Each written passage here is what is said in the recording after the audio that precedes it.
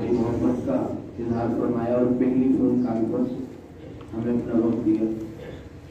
مجھے ابھی تک یاد ہے کہ میرے استاد محترم سے درس نظامی کے پہلے سال اور آخری سال کی سب سے اہم کتابیں نحو اولیٰ میں پڑھی اور بخاری شریف قرآن حدیث میں استاد جی نے پڑھی. لیکن اولیٰ کے سال میں ہم استاد جی سے ایک بات کہا کرتے تھے کہ استاد جی ایک وقت ایسا آئے گا کہ آپ سے وقت لینا بڑا مشکل ہو جائے گا. استاد جی پر مسکراتے تھے. لیکن آج وہ وقت آ گیا کہ اللہ پاک نے استاد جی سے وقت کی خدمت لے رہے ہیں. اللہ پاک مزید استاد جی سے خدمت لے اور استاد جی کو صحت تندرستی ایمان والی لمبی زندگی نصیب فرمائے. استاد جی کا سایہ ہم سب پر پوری امت پر سلامت رکھے. استاد جی سے درخواست کرتا ہوں بخاری شریف کا آخری سبق پڑھ.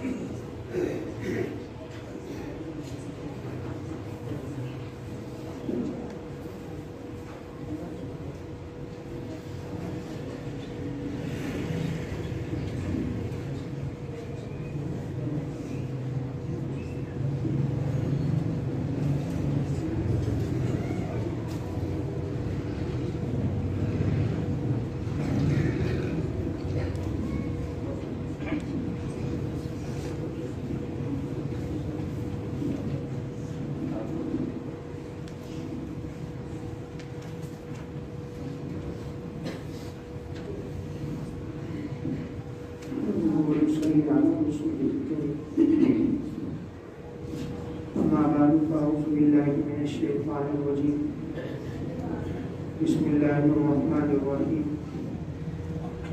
باب قول الله تعالى ونضع الموازين القسط ليوم القيامة وأن أعمال بني آدم وقولهم يوزن.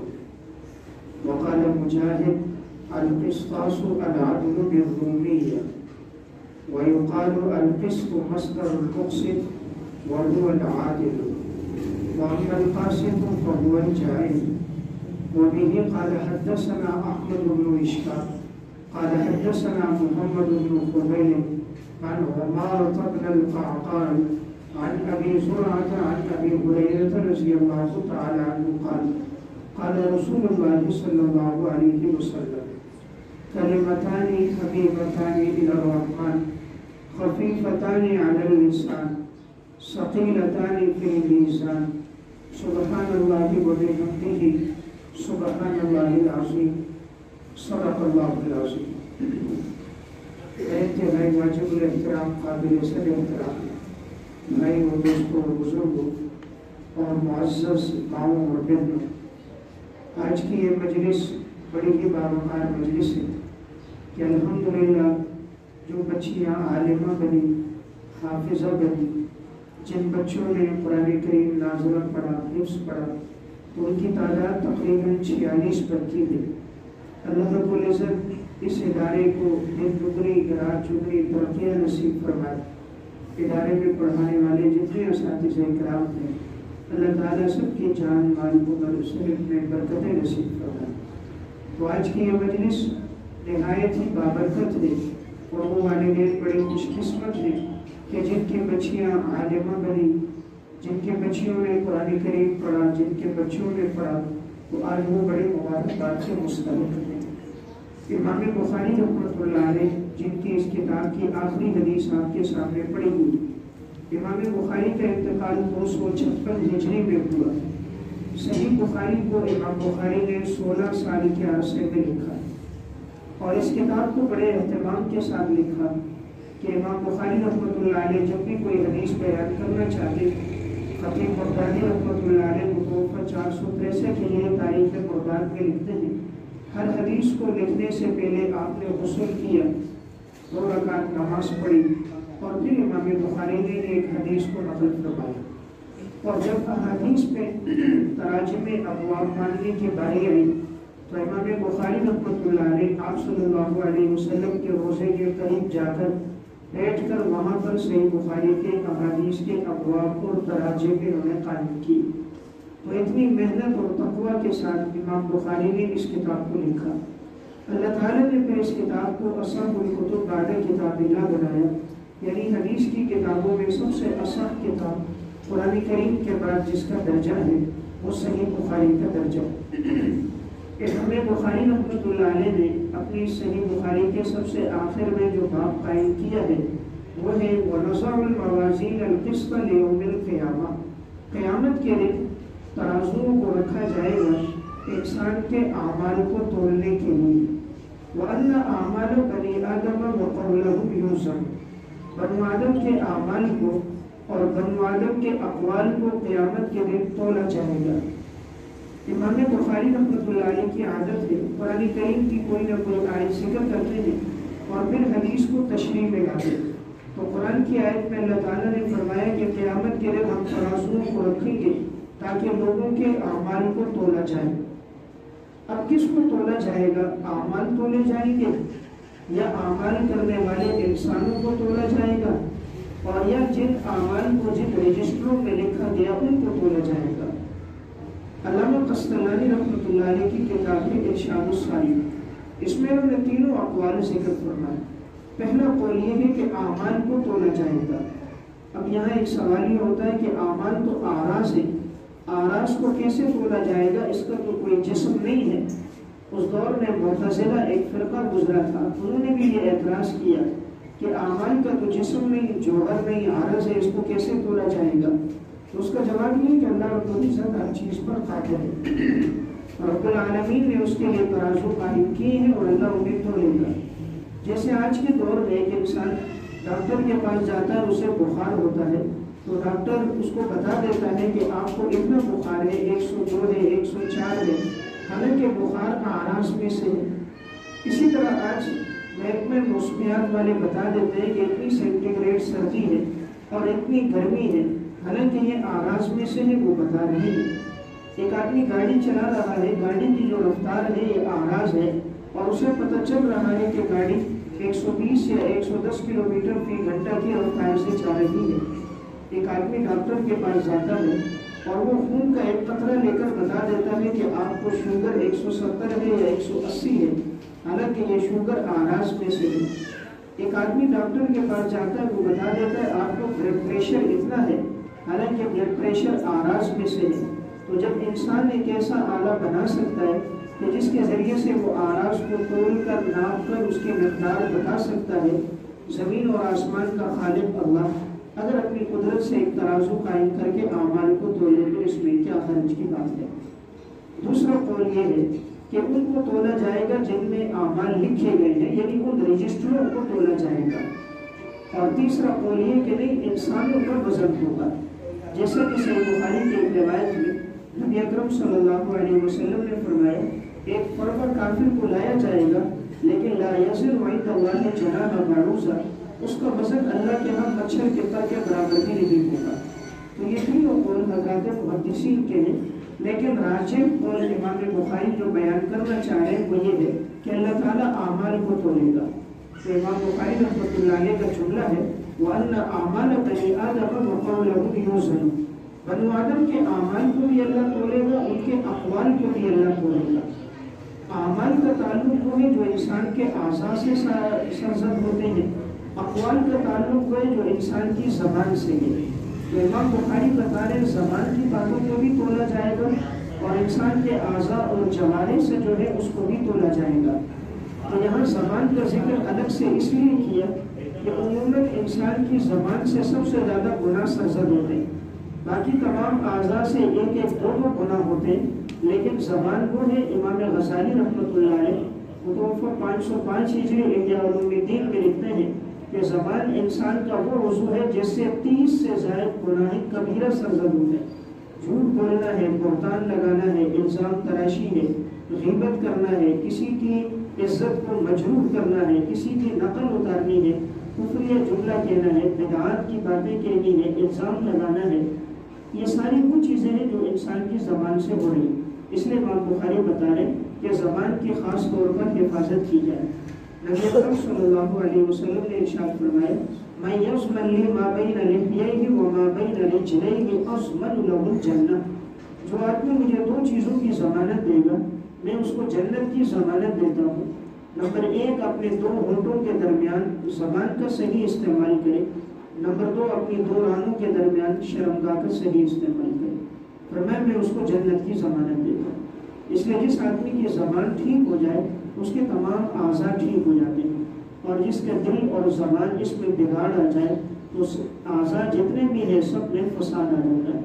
اس لیے نبی اکرم صلی اللہ علیہ وسلم نے ارشاد فرمایا کہ انسان کے جسم میں گوشت کا ایک ایسا لوتھڑا ہے، اذا صلح صلح الجسد کلہ واذا فسدت فسد الجسد کلہ الا وہی القلب۔ انسان کے جسم میں گوشت کا ایک لوتھڑا اگر ٹھیک ہو جائے تو سارا جسم ٹھیک ہو جاتا ہے، اور اگر اس میں بگاڑ پیدا ہو جائے تو سارے جسم میں بگاڑ ہو جاتا ہے، اور وہ انسان کے جسم میں دل ہے۔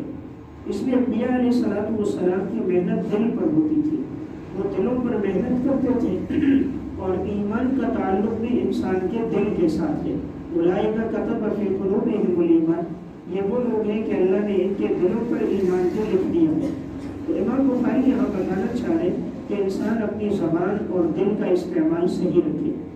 حضرت لقمان حکیم بہت بڑے اللہ والے بزرگ اور متقی پرہیزگار انسان گزرے ہیں۔ اللہ تعالیٰ نے حضرت لقمان کا تذکرہ قرآن کریم میں فرمایا، اور قرآن کریم کی ایک سورت کا نام بھی سورہ لقمان ہے۔ اللہ کو ان کی نصیحتیں اتنی پسند آئیں، اللہ نے قرآن کریم میں حضرت لقمان کی نصیحتوں کو بیان فرمایا۔ حضرت لقمان کا ایک واقعہ مصنف ابن ابی شیبہ میں اور تفسیر کشاف میں ہے۔ ابتدا میں حضرت لقمان غلام تھے ایک شخص کے، تو ایک مرتبہ آقا نے ان کو ایک بکری دی اور کہا لقمان جاؤ اس کو ذبح کرو اور اس کے جسم کے دو بہترین عضو میرے پاس لے کر آؤ۔ حضرت لقمان گئے، بکری کو ذبح کیا اور بکری کی زبان اور بکری کا دل لے کر آئے اور اپنے آقا کو دے دیا۔ چند دنوں کے بعد آقا نے دوبارہ بکری دی، کہا لقمان لے کر جاؤ اور اس کے جسم میں جو دو نہایت بدترین اور برے عضو ہیں وہ لے کر آؤ۔ حضرت لقمان نے پھر بکری کو ذبح کیا اور پھر اس کی زبان اور دل لے کر آئے۔ آقا نے کہا میں نے تمہیں کہا بہترین عضو لے کر آؤ، تم زبان اور دل لائے۔ میں نے کہا تم بدترین عضو لے کر آؤ، تم پھر بھی زبان اور دل لے کر آئے۔ حضرت لقمان نے فرمایا آقا اگر یہ دو عضو ٹھیک ہو جائیں تو جسم میں ان سے بہترین اعضاء کوئی نہیں، اور اگر ان دو اعضاء میں بگاڑ آ جائے تو جسم میں ان سے برے اعضاء بھی کوئی نہیں۔ انسان کا جو دل ہے اس کی مثال یوں ہے جیسے مملکت میں حکمران ہوتا ہے، تو جو حکمران حکم دیتا ہے وہی تمام رعایا اسی پہ چلتے ہیں، تو یہ ہاتھ پاؤں آنکھیں یہ سب رعایا ہیں، تو جو یہ دل حکم دیتا ہے تو رعایا اسی کے ماتحت کرتے ہیں۔ اس لیے اگر یہ حکمران دل ٹھیک ہو جائے تو رعایا یعنی اعضاء بھی ٹھیک ہو جاتے ہیں۔ دل کی مثال ہانڈی ہے اور زبان کی مثال چمچ ہے۔ چمچ سے وہی نکالا جاتا ہے ہانڈی سے جو ہانڈی میں موجود ہوتا ہے۔ اگر دل کی ہانڈی میں اللہ کی محبت ہوگی، رسول کی محبت ہوگی، دین کی محبت ہوگی، تو زبان سے وہی چیزیں صادر ہوں گی، اللہ رسول کا تذکرہ اور قرآن و سنت کی باتیں اور درود شریف اور ذکر۔ اور اگر دل کی دنیا میں دنیا کی محبت، مال و دولت اور عورت اور پیسے اور عہدے کی محبت ہوگی تو زبان پر بھی انہی چیزوں کا تذکرہ ہوگا۔ اس لیے انبیاء علیہ السلام دل پر محنت کرتے تھے۔ تو امام بخاری بتا رہے اپنے اعضاء اور اپنے اعمال کو ہر وقت دیکھتے رہو، اس لیے کہ قیامت کے دن ان کا وزن ہونا ہے۔ وقال مجاہد القسطاس العدو بالرومیہ، امام مجاہد کہتے ہیں کہ لفظ قسطاس جو ہے رومی زبان میں انصاف کرنے کو کہتے ہیں۔ ويقال القسط مصدر المقسط، اور یہ بھی کہا گیا ہے کہ قسط جو ہے یہ مقسط کا مصدر ہے۔ مقسط باب افعال سے اس میں فاعل کا صیغہ ہے، اور فرمایا گیا کہ اس کا مصدر قسط ہے۔ تو یہاں سوال یہ ہوتا ہے کہ مقسط کا مصدر تو اقساط ہے، قسط تو نہیں ہے۔ تو حافظ ابن حجر فرماتے یا مصدر المصدر مراد ہے کہ مقسط جو باب تفعیل اس میں افعال سے مزید ہے تو اس کا مصدر تو اقساط ہے، لیکن اس اقساط کا جو مصدر ہے وہ قسط ہے، تو وہ یہاں مصدر المصدر مراد ہے۔ وهو العادل، اس کا معنی انصاف کرنا ہے۔ وَأَمَّا الْقَاسِطُ فَهُوَ الْجَائِرُ، باقی قاسط کا معنی ظلم کرنا ہے۔ امام بخاری یہ معنی بتا رہے کہ اگر یہ مزید میں استعمال ہو تو اس وقت اس کا معنی انصاف کرنا ہوگا، اور اگر یہ مجرد میں استعمال ہو تو اس کا معنی ظلم کرنا ہوگا۔ وَأَمَّا الْقَاسِطُونَ فَكَانُوا لِجَهَنَّمَ حَطَبًا، قرآن کریم میں یہ جو استعمال ہوا ہے ظلم کے معنی میں مجرد سے۔ اسی طرح قرآن کریم میں إِنَّ اللَّهَ يُحِبُّ الْمُقْسِطِينَ، اللہ تعالیٰ انصاف کرنے والوں کو پسند کرتا ہے، دونوں الفاظ قرآن میں استعمال ہوئے۔ آگے امام بخاری نے حدیث نقل کی، حدثنا احمد بن اشکار قال حدثنا محمد بن فضيل عن عمارة بن القعقاع عن ابي زرعة عن ابي هريرة رضي الله تعالى عنه قال، امام بخاری نے جن سے حدیث سنی ان کا نام بتایا احمد بن اشکار، انہوں نے جس سے روایت سنی ان کا نام بتایا محمد بن فضیل، انہوں نے جس سے نقل کیا وہ عمارہ بن قعقاع، اور انہوں نے جس سے نقل کیا وہ ابو زرعہ، اور ان جو نقل کر رہے ہیں وہ حضرت ابو ہریرہ رضی اللہ تعالیٰ عنہ سے۔ تو امام بخاری نے پوری سند لائی۔ یہ اشارہ ہے دین کا علم وہ معتبر ہوگا جو سند کے ساتھ ہوگا، دین کا علم وہ معتبر ہوگا جو انسان نے اپنے اساتذہ سے سنا ہوگا، جس کے اساتذہ معتبر ہوں گے، معتبر ادارے میں پڑھا ہوگا، اور مستند اساتذہ کرام سے دین کا علم لیا ہوگا، ان کا علم معتبر ہوگا۔ معلوم ہوا انسان دین میں اپنی بات نہیں کر سکتا۔ امام بخاری اپنی بات لا سکتے تھے، لیکن جو بات لا رہے تو اس میں قائل کا نام بتا رہے، تو دین میں اپنی رائے معتبر نہیں ہے۔ اس لیے آپ صلی اللہ علیہ وسلم نے فرمایا، من قال فی القرآن برأیہ فاصاب فقد اخطأ، جو قرآن کریم میں اپنی رائے سے کوئی بات کرے گا اگر وہ ٹھیک بھی ہو تب بھی اس نے غلطی کی ہے۔ یعنی قرآن میں اپنی رائے سے بات نہیں ہوگی، وہی ہوگی جو اللہ رسول اور سلف نے بتایا ہے۔ حدیث یہ نقل فرمائی کہ نبی اکرم صلی اللہ علیہ وسلم نے فرمایا، کلمتان حبیبتان الی الرحمن، دو کلمے ایسے ہیں جو رحمان کو بڑے پسند ہیں، خفیفتان علی اللسان، اور یہ زبان پر بڑے ہلکے ہیں، ثقیلتان فی المیزان، اور قیامت کے دن ترازو میں بہت بھاری ہیں۔ آپ صلی اللہ علیہ وسلم نے تین باتیں بیان فرمائی، فرمایا دو کلمے ایسے ہیں رحمان کو بڑے پسند ہیں۔ ہر مسلمان یہ چاہتا ہے میں ایسا عمل کروں جو اللہ کو پسند ہو، تو آپ علیہ السلام نے فرمایا دو کلمے جو میں بتا رہا ہوں یہ اللہ کو پسند ہے۔ اللہ تعالیٰ کی صفات میں صفت رحمان لائی، یعنی وہ اللہ نے جو تھوڑے عمل پر زیادہ اجر دیتا ہے وہ رحمان کی ذات ہے، عمل تھوڑا سا ہوتا ہے اجر بہت زیادہ دیتا ہے، اور وہ رحمان ہے کہ جو نافرمانوں کو بھی دے رہا ہے، فرمانبرداروں کو بھی دے رہا ہے، مسلمان کو بھی رزق دے رہا ہے، کافر کو بھی رزق دے رہا ہے، متقی پرہیزگاروں کو بھی دے رہا ہے، سرکش نافرمانوں کو بھی دے رہا ہے۔ تو اشارہ کیا وہ رحمان ہے جس کو دو کلمے پسند ہیں۔ اب انسان کے ذہن میں آیا جب اللہ کو کوئی چیز پسند ہے تو وہ تو بہت مشکل ہوگا وہ کام، اللہ کو پسند ہے، اس لیے جواب دیا خفیفتان علی اللسان، وہ زبان پر بہت ہلکے ہیں، مشکل نہیں ہے۔ اب جب زبان پر ہلکے ہیں تو دل میں بات ہی ہو سکتا ہے کہ نامہ اعمال میں بھی ہلکے ہوں، جب ان کو تولا جائے گا تو فرمایا نہیں ثقیلتان فی المیزان، نامہ اعمال میں بہت بھاری ہے۔ زبان پہ پڑھنا تو بڑا آسان ہے لیکن وزن اعمال میں بڑے بھاری ہیں۔ اور وہ دو کلمات کون سے ہیں؟ تو آپ صلی اللہ علیہ وسلم نے فرمایا سبحان اللہ و بحمدہ سبحان اللہ العظیم، پہلا کلمہ ہے سبحان اللہ و بحمدہ، اور دوسرا کلمہ ہے سبحان اللہ العظیم۔ تو یہ دو کلمے اللہ کو بہت پسند ہیں، اس میں اللہ تعالیٰ کی صفت جلال اور صفت جمال دونوں کا تذکرہ ہے، اور اس کا مطلب ہے سبحان اللہ، اللہ تعالیٰ کی ذات پاک ہے، اللہ تعالیٰ ہر قسم کے عیب سے، نقص سے، کمی کوتاہی سے، اولاد سے، عجز سے، موت سے، بھوک سے، ہر چیز سے اللہ پاک ہے۔ وبحمدہ، اور تمام تعریفیں اللہ کی ذات کے لیے۔ سبحان اللہ، اللہ کی ذات پاک ہے، العظیم اور بلند و بالا ہے کہ اللہ سے بڑھ کر کائنات میں کوئی نہیں ہے۔ تو بہرحال امام بخاری یہ آخری حدیث لائے اور اس میں ہم سب کو اشارہ کیا اس بات کی طرف کہ انسان چلتے پھرتے یہ ذکر کثرت کے ساتھ کرے، سبحان اللہ و بحمدہ سبحان اللہ العظیم۔ امام بخاری رحمۃ اللہ علیہ نے سب سے پہلے جو عنوان قائم کیا تھا وہ باب بدل وحی تھا، اور پھر آگے کتاب ایمان تھا، اور آخر میں جو لے کر آئے ہیں وہ کتاب التوحید ہے۔ تو گویا سب سے پہلی کتاب کتاب ایمان ہے اور سب سے آخری کتاب کتاب التوحید ہے۔ علامہ قسطلانی فرماتے ہیں یہ اشارہ ہے کہ ایمان کہ اتنی اہمیت اور ضرورت ہے کہ آغاز میں بھی ایمان ضروری ہے اور انتہا میں بھی ایمان ضروری ہے۔ بسا اوقات انسان ایمان پہ زندگی گزار دیتا ہے لیکن اس کا خاتمہ ایمان پر نہیں ہوتا۔ تو امام بخاری کتاب التوحید لا کر اپنی کتاب ختم کر کے بتا رہے خاتمہ بھی ایمان پر ہونا چاہیے، اس لیے کہ اگر زندگی بڑی اچھی گزر جائے، اللہ نہ کرے خاتمہ کفر پہ ہو گیا تو ابد الآباد کے لیے جہنم ہے۔ تو اس لیے ہمیشہ یہ دعا کرنی چاہیے اللہ خاتمہ ایمان پر فرمائے، ورنہ بسا اوقات انسان کی زندگی اچھی گزرتی ہے خاتمہ کفر پہ ہو جاتا ہے۔ علامہ ابن جوزی رحمۃ اللہ علیہ کی کتاب ہے سبح الغوا، اس میں انہوں نے ایک واقعہ ذکر کیا۔ موسیٰ علیہ السلام کے دور میں ایک مؤذن تھا جس کی آواز بڑی خوبصورت تھی۔ موسیٰ علیہ السلام کے دور کے مطابق وہ آذان دیا کرتا تھا۔ ایک دن وہ اوپر چلا مینارے میں آذان دینے کے لیے، قریب میں ایک گھر پہ اس کی نظر پڑی تو صحن میں ایک مجوسی شخص کی بیٹی گھوم رہی تھی۔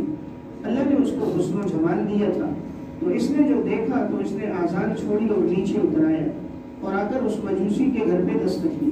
اس کی بیٹی باہر آئی گئی، کیسے آنا ہوا؟ کہا میں آپ سے شادی کرنا چاہتا ہوں۔ اس مجوسی کی بیٹی نے کہا کہ میرا اور آپ کا نکاح تو نہیں ہو سکتا، آپ تو موسیٰ علیہ السلام کی شریعت پر ہو، یعنی مسلمان ہو اور میں مجوسی ہوں، اور میرا والد بھی اس وقت موجود نہیں ہے، تو جب والد آ جائے میں اس سے پوچھوں گی، اور نمبر 2 جب تم اپنا دین چھوڑ کر ہمارے دین مجوسیت کو قبول کرو گے تو تب نکاح ہوگا۔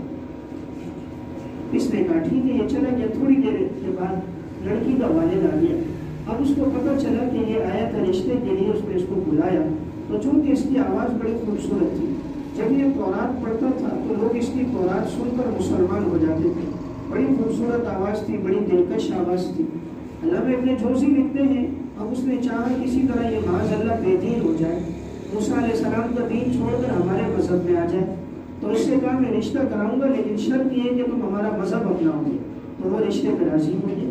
اس نے اسی وقت جو دین برحق تھا موسیٰ علیہ السلام کا دین اس کو چھوڑ دیا اور مجوسیت کا دین اختیار کر لیا۔ اس نے اس کو خنزیر کا گوشت پیش کیا کہ یہ کھاؤ گے شراب پیو گے، اس نے وہ گوشت بھی کھایا، شراب بھی پی لی۔ اس نے اب اپنے مذہب کے مطابق اس کا نکاح کر دیا۔ اب اس سے کہا کہ یہ جو گھر کا کمرہ ہے اس کے اوپر کمرہ ہے تو اس میں میری بیٹی کے ساتھ رہو، اس کو اپنے لیے ٹھیک کر دو۔ تو یہ اوپر چڑھا اور وہاں کھجور کے جو شاخیں تھیں ان کو ٹھیک کر کے اس کے اوپر چھال ڈال رہا تھا تاکہ اپنے لیے چھت نما بن جائے۔ تو یہ جیسے اوپر دیوار پہ چڑھا تو اچانک پاؤں پھسلا، اوپر سے نیچے گرا تو گردن کی ہڈی ٹوٹ گئی، وہی موقع پہ مر گیا۔ اب دیکھیں زندگی ایمان پہ گزری، اور ایسا مسلمان کے جس کی آواز سن کر لوگ ایمان لا رہے، توحید پہ زندگی گزری، لیکن موت کس پر آ گئی؟ کفر پہ آ گئی کہ مجوسی بھی بن گیا، بے دین بن گیا، خنزیر کھا گیا، شراب بھی پی گیا، اور اپنا فائدہ بھی نہ لے سکا، لڑکی کے قریب بھی نہ جا سکا، اور کفر کی حالت میں دنیا سے چلا گیا۔ اس لیے امام بخاری کتاب التوحید آخر میں آ کر بتا رہے اللہ سے ہمیشہ یہ دعا کرنی چاہیے اللہ تعالیٰ خاتمہ ایمان پہ فرمائے۔ اس لیے بسا اوقات زندگی اچھی گزرتی ہے لیکن انسان آج کے دور میں مال کی وجہ سے، دولت کی وجہ سے یا فقر و فاقے کی وجہ سے کوئی عیسائی بن جاتا ہے، کوئی قادیانی بن جاتا ہے، کوئی رافضی بن جاتا ہے، کوئی منکر حدیث بن جاتا ہے، قرآن و سنت کا انکار کر کے ہمیشہ کے لیے جہنم میں چلا جاتا ہے۔ تو اس لیے اہم چیزیں ہمیشہ اللہ تعالیٰ سے ایمان کی دعا ہونی چاہیے۔ اور الحمدللہ آج چونکہ خواتین کی ایک کثیر تعداد گفتگو سن رہی ہے، میں اس مناسبت سے 8 گزارشات مختصر عرض کر کے بات ختم کرتا ہوں۔ خواتین کے لیے دین پہ چلنا بڑا آسان ہے، مردوں کے لیے عموماً دین سیکھنے کا موقع ملتا ہے مسجد میں، مدرسے میں اور دعوت و تبلیغ میں دین کی مجالس محافل ہوتی ہیں۔ عورتوں کو دین سننے اور سیکھنے کا موقع کب ملتا ہے؟ تو ایک حدیث میں آپ صلی اللہ علیہ وسلم نے 4 باتیں بیان فرمائی۔ فرمایا جس ماں بہن بیٹی میں یہ 4 باتیں ہوں گی وہ جنت کے جس دروازے سے چاہے جنت میں داخل ہو جائے۔ 4 باتیں حدیث میں ہیں، 4 باتیں میں اور عرض کروں گا، یہ کل 8 باتیں ہیں۔ اگر یہ 8 گزارشات ہماری زندگی میں آ گئی، امید ہے انشاءاللہ اللہ رب العزت کی رضا اور خوشنودی بھی ہوگی اور ہمارا خاتمہ ایمان پہ بھی ہوگا اور ہر گھر جنت کے ماحول کے نما پیش ہوگا۔ یہ حدیث امام ابن حبان نے صحیح ابن حبان میں ذکر فرمائی۔ نبی اکرم صلی اللہ علیہ وسلم نے فرمایا اذا صلت المرأة خمسها، جب کوئی عورت 5 وقت نماز پڑھے، वसामत शहरहा, एक महीना रमज़ान के रोज़े रखे, वहस्सनत फरजहा, अपनी इज्जत और आबरू की हिफाजत करे, वअताअत बालहा, अपने खामन की इताअत करे, दखलत मिन अय्यि अब्वाबिल जन्नति शाअत, वह जन्नत के जिस दरवाजे से चाहे जन्नत में दाखिल हो जाए। तो औरतों के लिए जन्नत में दाखिल होना बड़ा आसान है कि सिर्फ 4 बातें आप अलैहिस्सलाम ने बयान फरमाई कि जिस माँ बहन बेटी में 4 बातें हुई, फरमाया जन्नत के जिस दरवाजे से चाहे जन्नत में दाखिल हो जाए। अब उनमें सबसे पहली बात क्या है? इज़ा सल्लतिल मरअतु खम्सहा, जब कोई औरत 5 वक्त नमाज का एहतमाम करे। इसलिए औरतों में उम्मन देखा गया नमाज के मामले में सुस्ती होती है, इसलिए ख़ास तौर पे नमाज का बड़ा एहतमाम हो। बस औक़ात ये बात होती है कि काम ख़त्म हुआ तो नमाज पढ़ लेंगे, सफाई सुथराई पूरी हुई नमाज पढ़ लेंगे, बच्चे को सुला के पढ़ लेंगे, भी कपड़े साफ नहीं है तो नमाज रह जाती है सुस्ती की वजह से। इसलिए नमाज को वक्त पे अदायगी का एहतमाम करना चाहिए। शरीयत ने मर्दों के लिए कभी नमाज मुआफ़ नहीं की, औरतों के लिए कितनी सहूलत रखी कि अगर इनके अय्याम के दिन शुरू हो जाए तो शरीयत ने इन पर नमाज को माफ़ कर दिए और नमाज की क़ज़ा भी नहीं रखी। ये नहीं फरमाया कि बाद में नमाज की क़ज़ा कर लो। तो देखिए शरीयत ने जब इतनी आसानी की कि अय्याम के दिनों में नमाज को माफ़ कर दिया, तो अब अगर बाकी के दिनों में हम नमाज का एहतमाम न करें तो ये बहुत बड़ी सुस्ती और गफलत है। जो माँ बहन बेटी नमाज का एहतमाम करें, अल्लाह रब्बुल इज़्ज़त उसके तमाम उमूर को अंजाम दे देते हैं और अल्लाह ताला उसकी औलाद की जान माल की हिफाजत फरमाते हैं। अल्लामा अब्दुल रऊफ़ मुनावी रहमतुल्लाह अलैह मुतवफ़्फ़ा 1031 हिजरी की किताब है अल जवाहिर फी उक़ूक़ति अहलिल कबाइर, इसमें इन्होंने एक वाक़या लिखा। फरमाया कि एक खातून ने तंदूर जलाया कि जितनी देर में ये तंदूर अभी खूब गर्म हो जाएगा इतनी देर में मैं अपनी नमाज पढ़ लूँ। तंदूर जला दिया, बीच में लकड़ियाँ डाल दी, आग लगी हुई है, तो ये अपनी नमाज पढ़ने लगे और इनका दूध पीता बच्चा था उसको अपने मुसल्ले के करीब बिठा दिया। अब ये बच्चा घिसटता था। जब इन्होंने अपनी नमाज शुरू कर दी तो उस वक्त अब ये जो शैतान था ये बदबख्त उस बच्चे को घिसटते घिसटते तंदूर के करीब ले जाने लगा। इसका मकसद था किसी तरह ये बच्चा तंदूर के करीब जाए और ये माँ अपनी नमाज को तोड़ दे। अब ये माँ अपनी नमाज के अंदर थी, नमाज का मुसलसल एहतमाम करती रही, पढ़ती रही, वो बच्चे को घिसटते घिसटते तंदूर के पास ले आया। अब शैतान ने कहा कि नमाज तोड़ दे, अपने बच्चे को बचा ले। अगरचे शरई तौर पर मसला ये है कि ऐसे मौके पर इंसान नमाज तोड़ सकता है। अगर बच्चा तंदूर में गिरने का खतरा है या बच्चे का छत से नीचे गिरने का खतरा है, आग में गिरने का खतरा है, तो वो नमाज तोड़ी जा सकती है, बाद में नमाज की क़ज़ा जायज़ है।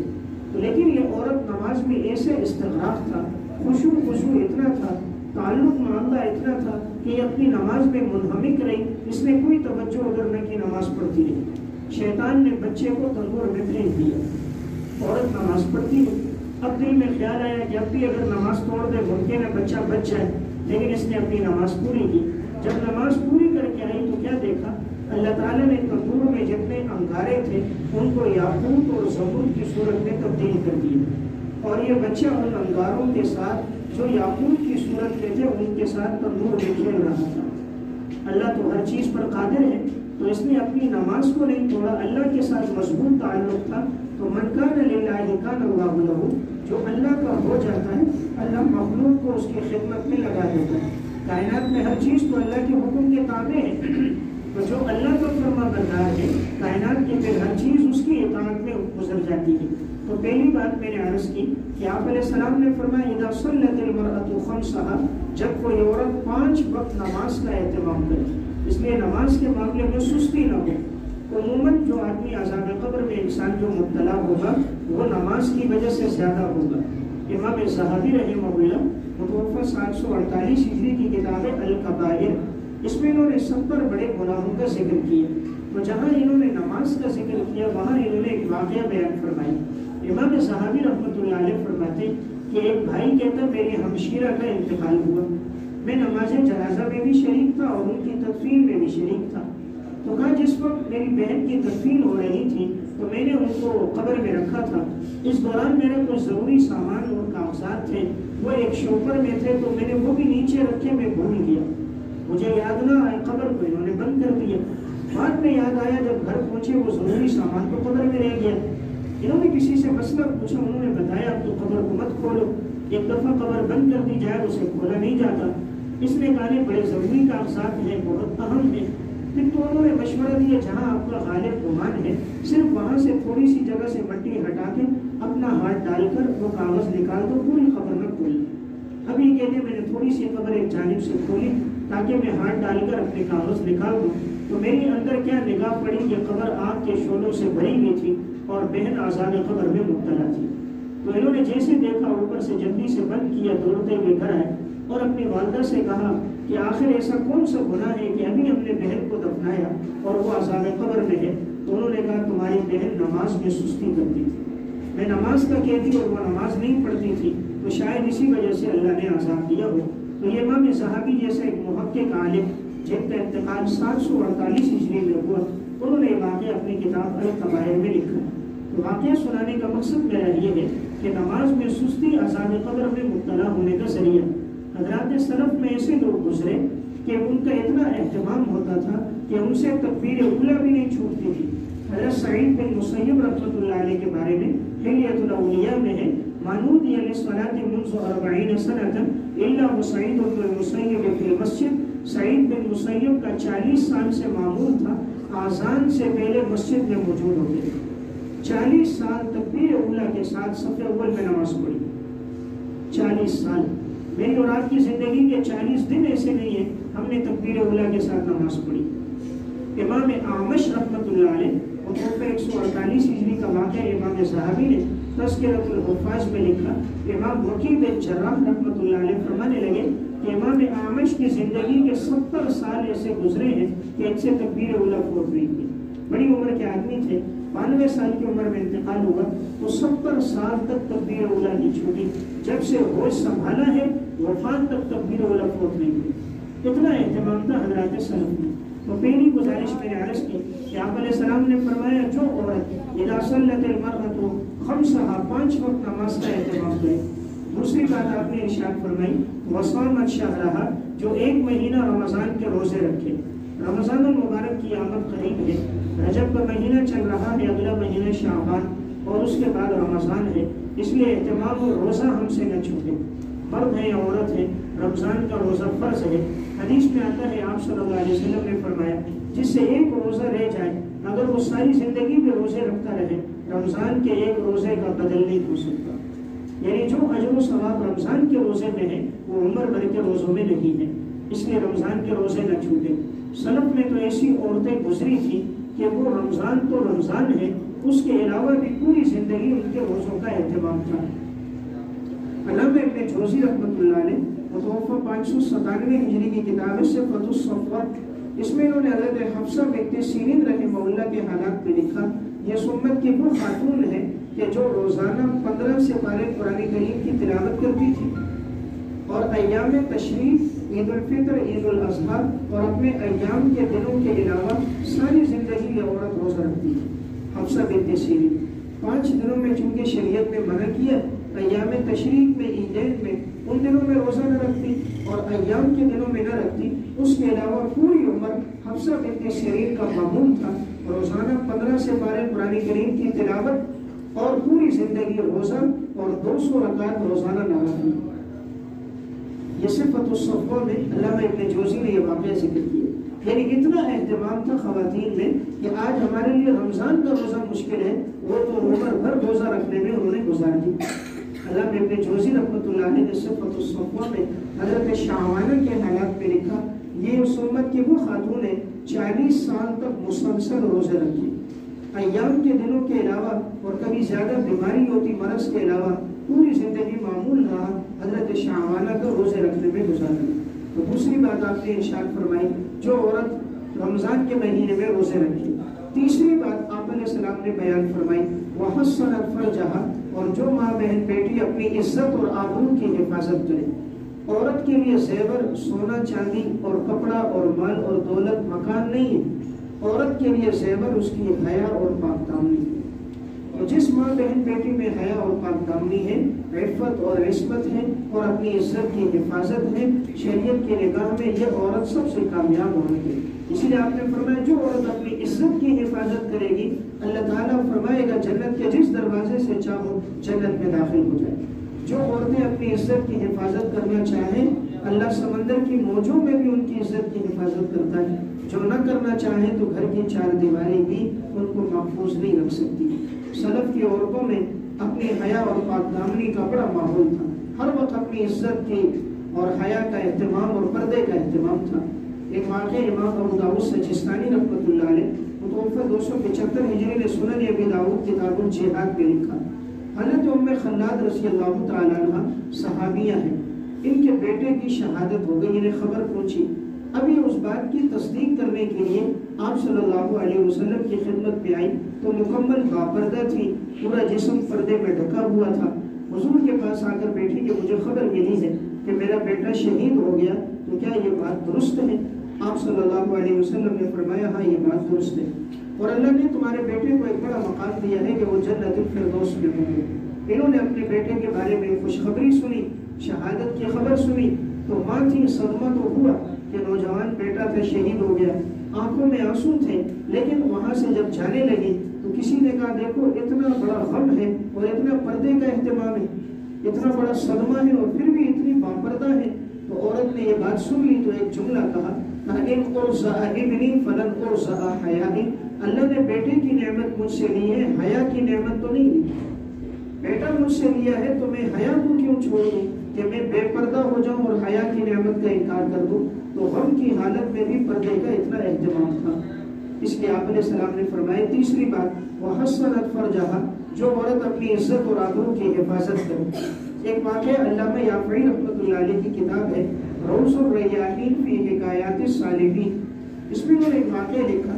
ربیع بن سلیمان رحمۃ اللہ علیہ بہت بڑے اللہ والے بزرگ ہیں، وہ فرماتے میں ایک دفعہ بیت اللہ کا طواف کر رہا تھا، میں نے دیکھا کہ ایک خاتون نے اپنا ایک بچہ اٹھایا ہوا ہے اور جس کی عمر تقریباً 4 سے 5 سال کے درمیان ہے، اور وہ خاتون ہر قدم پہ اللہ کا شکر ادا کرتی ہے، یا اللہ تو نے ماضی میں میرے اوپر بہت احسانات کیے ہیں، اتنے احسانات کہ میں ان کا بدلہ نہیں ادا کر سکتی، ہر قدم پہ اللہ کے احسانات کا شکر ادا کر رہی ہے۔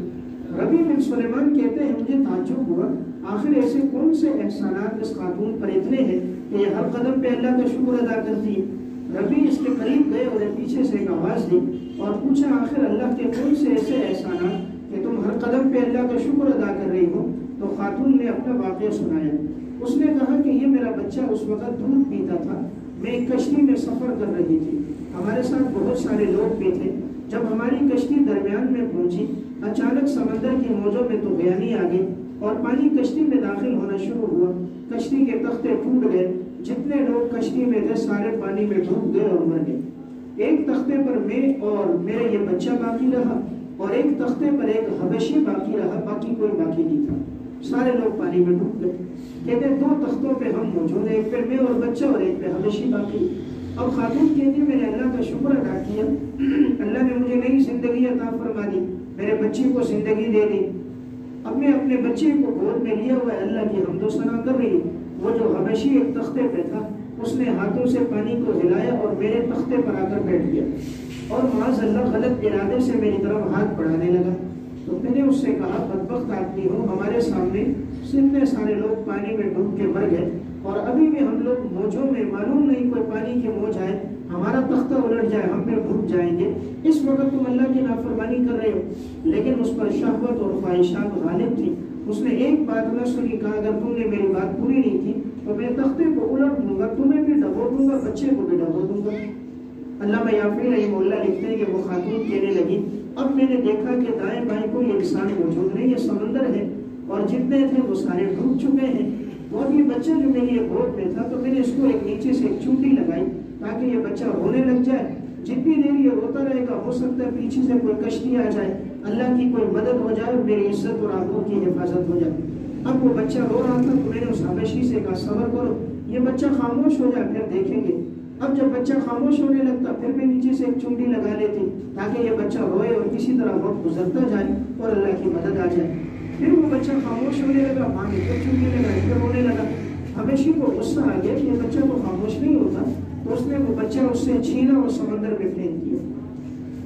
اب وہ خاتون کہنے لگی ربیع بن سلیمان سے جب ایک تختے پر میں ہوں اور میرے ساتھ یہ حبشی، اب اس نے مجھ سے کہا اگر تم نے میری خواہش پوری نہ کی تو میں دھکا دے کے تمہیں بھی گرا دوں گا۔ अब वो हबशी बड़ी जसामत वाला था, बड़ा ताकतवर था।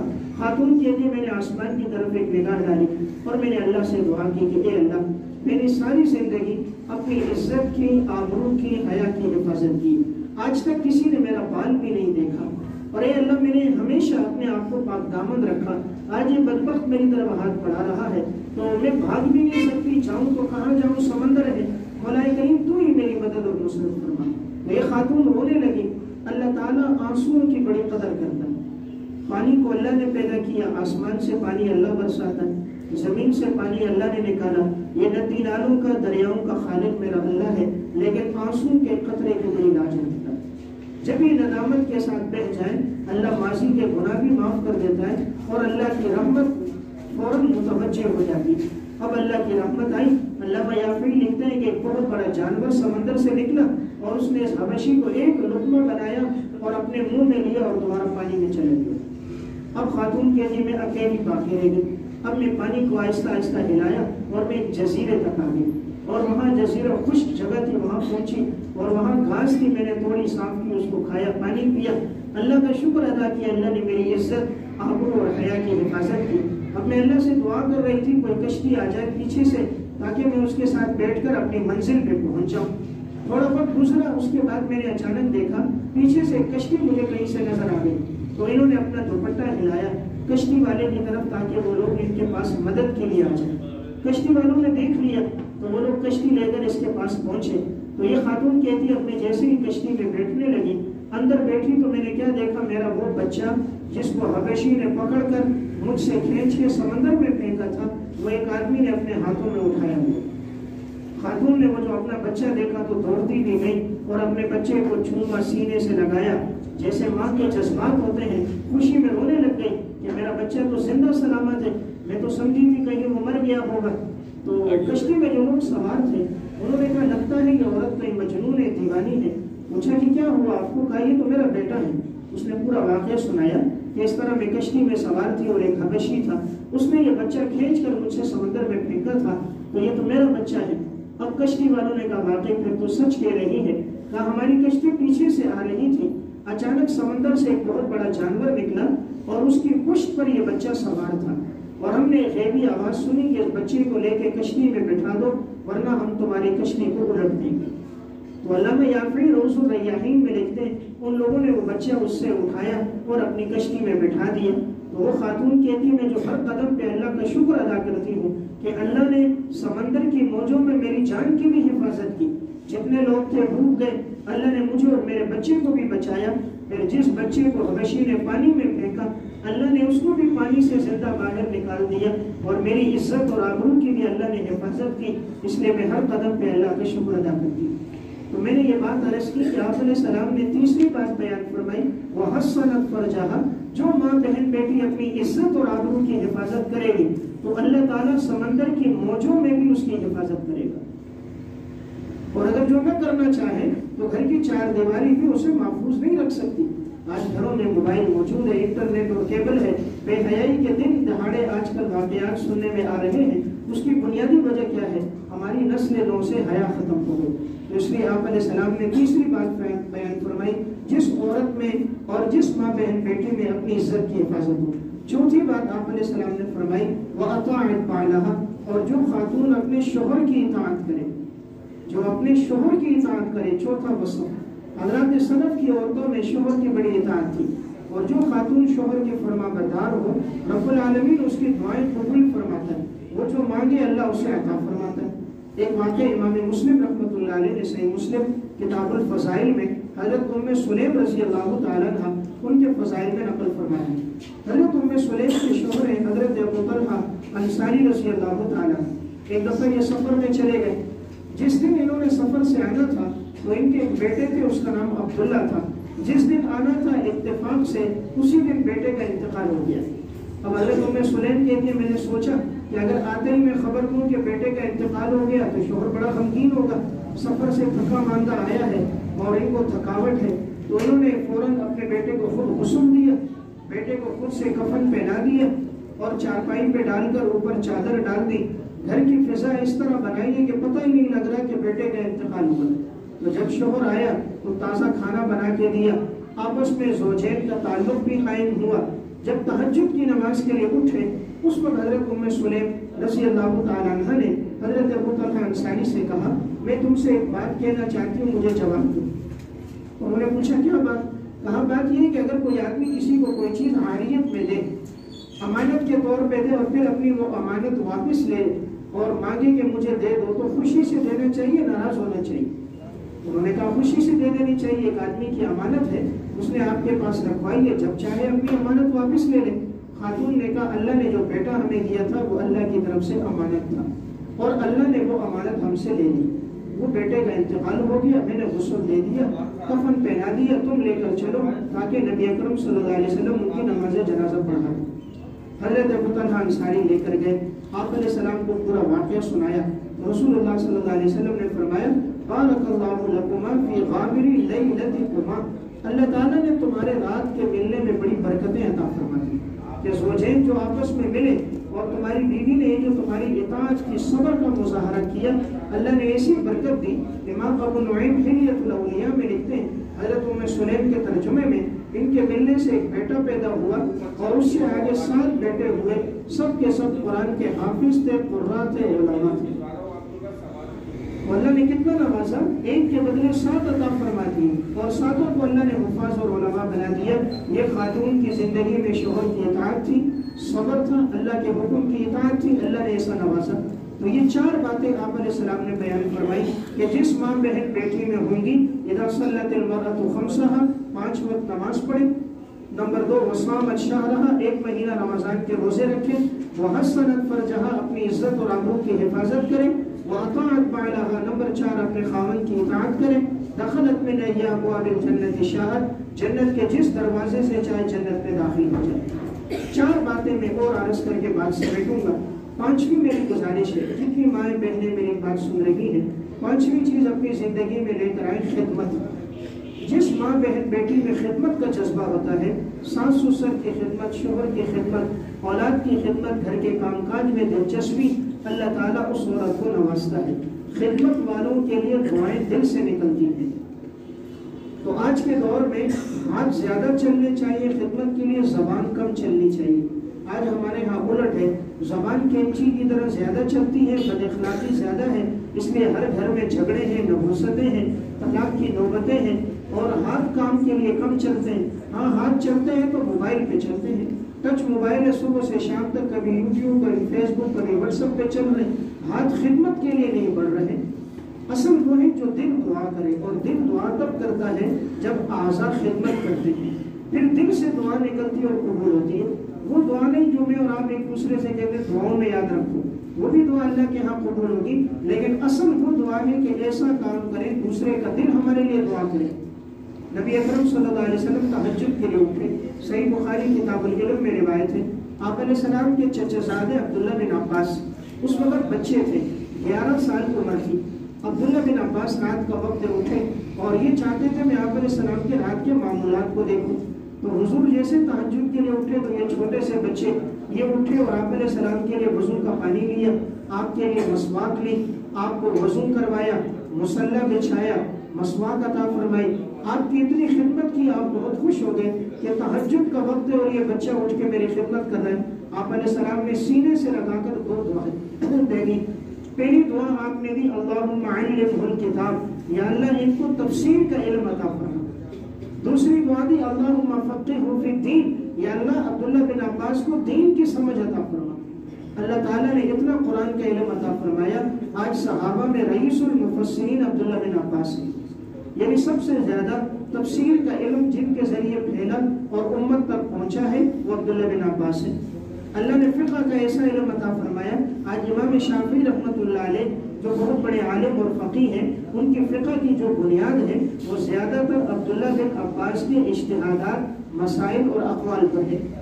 تو دیکھیں خدمت پر اللہ نے کتنا نواز دیا۔ اس لیے میری 5ویں گزارش کی، جس گھر کے اندر خدمت ہوگی، ساس سسر کی خدمت ہے، والدین کی خدمت ہے، اس کو کبھی اپنے لیے بوجھ نہیں سمجھنا چاہیے، سعادت سمجھنی چاہیے۔ جب یہ نہیں ہوں گے پھر انسان کو قدر آئے گی کہ اللہ کی کتنی بڑی نعمت تھی۔ 6ٹھی میری گزارش یہ ہے، اپنی زندگی کے اندر حسن اخلاق لے کر آئیں۔ جن ماں بہنوں میں اچھے اخلاق کا وصف ہوتا ہے، ان کے گھر کے اندر جنت کا ماحول ہوتا ہے۔ اور جن گھروں میں بد اخلاقی زیادہ ہوتی ہے، لڑائی جھگڑا زیادہ ہوتا ہے، عموماً وہاں طلاق کی نوبتیں زیادہ آتی ہیں۔ اس لیے حسن اخلاق ایک بہت بڑا زیور ہے۔ ساتویں گزارش یہ ہے، اپنی زندگی میں ایک اہم اور ضروری وصف ہے، وہ قرآن کریم کی تلاوت لے کر آئے۔ سلف کی جو مائیں تھیں وہ قرآن بہت پڑھتی تھی، اس لیے اللہ تعالیٰ نے ان کی اولادوں کو بہت نوازا تھا۔ آج ہمارے گھروں سے قرآن کی تلاوت ختم ہو گئی، اس لیے آج ہمارے گھروں میں برکتیں بھی نہیں ہیں، اللہ ہماری اولادوں کو نواز بھی نہیں رہا۔ ماضی قریب میں دیکھیں، آج تبلیغی اجتماع ختم ہوا، گزشتہ کل میں وہاں گیا تھا، تو اتنا بڑا مجمع ہے کہ لاکھوں کا مجمع ہے، تو ایک اندازہ تھا کہ 20 لاکھ سے زیادہ لوگ ہیں، تو اتنے سارے لوگ ایک جگہ جمع ہیں۔ تو یہ ایک آدمی کا اخلاص تھا، مولانا محمد الیاس صاحب رحمۃ اللہ علیہ، جو تبلیغی جماعت کے بانی تھے۔ ان کی والدہ نے اپنے بیٹے کی تربیت کیسے کی، اللہ نے ان کی ساری نسلوں کو نوازا۔ ان کی جو والدہ تھی اس کا مامون تھا مولانا ابو الحسن ندوی صاحب کی کتاب ہے مولانا محمد الیاس اور ان کی دینی دعوت، اس میں لکھا کہ ان کی والدہ روزانہ رمضان میں 40 سپارے قرآن کے پڑھتی تھی، ایک قرآن اور 10 سپارے خاتون روزانہ پڑھتی تھی، 40 سپارے۔ اور عام دنوں میں یہ خاتون روزانہ ایک منزل پڑھتی تھی، ہفتے میں ایک قرآن پورا ہو جاتا تھا۔ روزانہ 2000 مرتبہ درود شریف پڑھتی تھی، 2000 مرتبہ سبحان اللہ و بحمدہ سبحان اللہ العظیم، 1000 دفعہ آیت کریمہ اور 1000 دفعہ حسبنا اللہ و نعم الوکیل، باقی سبحان اللہ الحمدللہ اللہ اکبر لا الہ الا اللہ۔ یہ جو اذکار ہیں حضرت نے پوری فہرست بنائی ہے کہ فلاں فلاں یہ اذکار بھی روزانہ پڑھتی تھی اور اس کے ساتھ ایک منزل تلاوت بھی کرتی تھی۔ تو زندگی میں اتنی تلاوت، اتنی عبادت تھی، اللہ نے ان کی اولادوں کو بڑا نوازا۔ ایک بیٹے سے اتنا بڑا کام لیا، ان کو اللہ نے بیٹا دیا مولانا یوسف کاندھلوی، جنہوں نے حیات الصحابہ اور منتخب احادیث اور امانی الاخبار لکھی۔ دوسرا بیٹا ان کو مولانا یحییٰ دیا، جس نے ماں کی گود میں قرآن سن سن کے اسے زبانی یاد ہو گیا۔ مولانا یحییٰ جو ہے یہ وہ ہیں، اللہ شیخ الحدیث صاحب آبیتی میں لکھتے ہیں اور ابو الحسن ندوی صاحب مولانا الیاس اور ان کی دینی دعوت میں کہ ماں جب دودھ پلاتی تھی ان کو باوضو ہو کر قبلہ رخ ہو کر تلاوت کرتے ہوئے، جب مولانا یحییٰ بولنے لگے تو قرآن کے ایک حصے کے حافظ ہو چکے تھے۔ ماں کی گود میں قرآن سن سن کے یاد ہو گیا۔ آج تو بچہ ماں کی گود میں فلم میں ڈائلاگ یاد کرتا ہے، آج کا بچہ تو ماں کی گود میں انڈیا کے گانے یاد کرتا ہے۔ ایک وقت تھا مسلمان کا بچہ ماں کی گود میں خدا کا قرآن اور نبی کا فرمان یاد کرتا تھا۔ تو جب ماؤں کی زندگیوں میں دین تھا تو اللہ نے اولادیں بھی دیندار پیدا کی۔ جب ہماری زندگیوں سے خود دین ختم ہو گیا پھر ہم کیسے تمنا کریں گے اولاد نیک بنے گی؟ تو میں نے یہ 7ویں گزارش بڑی اہم رکھی ہے، اس لیے سننے والے جتنی مائیں بہنیں ہیں، ہم اگر چاہیں ہماری اولاد نیک بنے تو ہم پہلے خود نیک بنیں۔ آج دیکھیں باپ چاہتا ہے بیٹا نمازی ہو جائے، بیٹے سے کہتا ہے بیٹا نماز پڑھو، ماں بیٹی سے کہتی ہے بیٹی نماز پڑھو۔ بیٹا دیکھ رہا ہے کہ باپ جمعے کے علاوہ مسجد نہیں جاتا، جمعے کی 2 رکعت پڑھے گا ایسے بھاگے گا جیسے جیل کا دروازہ کھلا ہے تو آدمی بھاگ رہا ہے۔ تو ہم بیٹے سے کہتے ہیں بیٹا نمازی بن جائے، لیکن خود نماز پڑھنے کے لیے تیار نہیں۔ بیٹے سے کہتے ہیں بیٹا جھوٹ نہ بولو، بیٹا دیکھ رہا ہے باپ کو فون آتا ہے جی کہاں ہوں میں فلاں جگہ ہوں، حالانکہ بیٹا دیکھ رہے باپ ہمارے ساتھ کمرے میں بیٹھا ہوا ہے۔ تو ہم بیٹے کو خود عملی طور پہ سکھا رہے ہیں جھوٹ بولنا۔ ہم کہتے ہیں بیٹا نشہ نہ کرو، باپ کا ایک سگریٹ ختم ہوتا ہے دوسرا لگ جاتا ہے۔ بیٹا نشہ نہ کرو، باپ خود نشہ کر رہا ہے۔ بیٹا فیس بک استعمال نہ کرو، یوٹیوب نہ دیکھو، اس کے نقصانات ہیں۔ بیٹا دیکھ رہے ہیں کہ باپ رات جب تک نیند نہیں آتی 1:30-2 بج جاتے باپ کا موبائل نیچے نہیں ہوتا۔ ماں بیٹی سے کہتی ہے بیٹی موبائل استعمال نہ کرو، اور بیٹی دیکھ رہی ہے کہ ماں صبح اٹھتی ہے تو سب سے پہلے ہاتھ میں موبائل ہے، اور جب تک رات کو نیند نہیں آئے تو موبائل نہیں چھوڑتی۔ تو زندگی میں عمل آئے تو کہاں سے آئے؟ جب تک خود دیندار نہیں بنے گے اولاد دیندار نہیں بنے گی۔ ہم چاہیں ہماری اولاد نیک ہو جائے پہلے خود نیک بننا پڑے گا۔ انسان جو بیج ڈالتا ہے وہ فصل کاشت کرتا ہے۔ ہم بیٹھتے ہیں غلاظت کے کنارے اور امید رکھتے ہیں مشک اور عنبر کے جھونکے آنا شروع ہو جائیں۔ ہم بچھاتے ہیں کانٹوں کو، امید رکھتے ہیں نیند آئے جیسے گلاب کے پھولوں پر آتی ہے۔ یہ اللہ کی سنت نہیں ہے۔ اگر ہم چاہیں ہماری اولاد شیخ عبد القادر جیلانی بنے، محمد بن قاسم بنے، صلاح الدین ایوبی اور امام ابو حنیفہ اور امام بخاری بنے، تو امام بخاری اور ابو حنیفہ کی والدہ کی طرح ہماری ماؤں کو بننا پڑے گا۔ پھر اللہ ان کی اولادوں میں پرورش پانے والوں کو ملک اور ملت کا پاسبان اور دین کا ترجمان بنائے گا۔ آج ہماری عورتیں دین لانے کے لیے تیار نہیں. آج ہمارا لباس نیم برہنہ لباس ہے. بچے کو دودھ پلا رہے, انٹرنیٹ اور کیبل چل رہا ہے, گھر کے اندر بے حیائی کا ماحول ہے, تو اولاد کیسے دیندار بنے گی؟ اس کی مثال یوں ہے, کولر میں اوپر سے پانی ڈالو, نیچے سے ٹوٹی کھول دو, وہ پانی کبھی بھی کولر میں ٹکے گا نہیں, جتنا پانی ہے نکل جائے گا. استاد کتنی محنت سے بچے کے سینے میں قرآن ڈالے, اسے دین پڑھائے, گھر کا ماحول اگر اس کے مطابق نہیں ہوگا, بچے نے جو پڑھا وہ ضائع ہو جائے گا. یہ دین کا علم وہی ہے, یہ نور ہے, یہ ظلمت کے ساتھ جمع نہیں ہوتا. اس لیے جو گناہ ہے وہ جب بھی آئیں گے, اللہ قرآن کا علم لے لے گا, حدیث کا علم لے لے گا, دنیا کی باتیں ہوگی. سلف کی ماؤں نے اولاد کی تربیت کیسے کی, میں 3 واقعات سنا کے بعد سمیٹتا ہوں. اسلاف امت کی مائیں کیسی تھی, اولاد کی تربیت انہوں نے کیسی کی, اور آج ہماری کیا حالت ہے. حضرت بایزید بستامی رحمۃ اللہ علیہ اخبار الاخیار میں شاہ عبدالحق نے واقعہ لکھا, بڑے اللہ والے بزرگ گزرے. بایزید کے والد کا انتقال بچپن میں ہو گیا. ان کی والدہ نے اب ان کو تربیت کی, اور جب یہ پڑھنے کے قابل ہوئے ان کو مدرسے بھیجا, تو ان سے استاد سے کہا تھا کہ ان کو روزانہ مت بھیجا کرو تاکہ ان کی توجہ نہ بکھر جائے. راستے میں آئیں گے تو دوست ہوں گے, تعلقات ہوں گے, صحبت ہوگی برے لوگوں کی, کہیں اس کی تعلیم میں عمل میں کمی نہ آ جائے. اب استاد ان کو نہیں بھیجتے تھے. اب استاد ان کو سبق زیادہ دے دے تاکہ یہ سبق یاد کرنے میں لگے رہیں, اور اسی میں لگے رہیں گے تو ان کا وقت زیادہ گزرے گا, گھر کی طرف توجہ نہیں ہوگی. ایک دفعہ ان کو زیادہ سبق دیا, لیکن حضرت بایزید کا حافظہ اچھا تھا, وہ سارا سبق انہوں نے زبانی یاد کر لیا. استاد سے کہا بھی کہ مجھے چھٹی دے دیں, میں نے سنا لیا. استاد نے وعدہ کیا تھا اگر تم اتنا سنا لو گے میں چھٹی دے دوں گا, انہوں نے چھٹی دے دی. حضرت بایزید گھر آئے, دستک دی تو ان کی والدہ وضو کر رہی تھی. انہوں نے پوچھا کون؟ کہا جی بایزید. تو ماں تو اپنے بیٹے کی آواز پہچان گئی, تو ماں نے کہا میرا تو بیٹا جو بایزید تھا میں نے اس کو دین کے لیے وقف کیا تھا کہ قرآن کا حافظ بنے, عالم بنے, پھر آئے تم کون بایزید؟ تو بچہ سمجھ گیا ماں کی طلب یہ ہے کہ میں حافظ اور عالم بن کے آؤں. چلے گئے, پھر 17 سال کے بعد گھر لوٹ کر آئے. جب وہ حافظ بھی تھے, عالم بھی تھے, ادھر مائیں ان کے لیے دعا کرتی رہتی تھی ہمیشہ. اللہ نے ایسا نوازا, ایسا ہزاروں آدمیوں کو اللہ نے ہدایت پہ بایزید کے ہاتھ پر دی. تو میں عرض یہ کر رہا تھا, تو جب مائیں اپنی اولاد کی یوں تربیت کرتی ہیں, اللہ اولادوں کو پھر یوں نوازتا ہے. خطیب بغدادی رحمۃ اللہ علیہ متوفہ 463 ہجری کی کتاب ہے تاریخ بغداد, اس میں انہوں نے عبد الرحمن فرحوخ رحمۃ اللہ علیہ کے حالات میں ایک واقعہ لکھا. مدینہ منورہ میں ان کی رہائش تھی, یہ تابعی ہیں. اس دور میں جہاد کا اعلان ہوا, جس گھر میں نوجوان ہو جہاد کے لیے تیار ہو جائے. رومیوں سے جہاد ہو رہا تھا.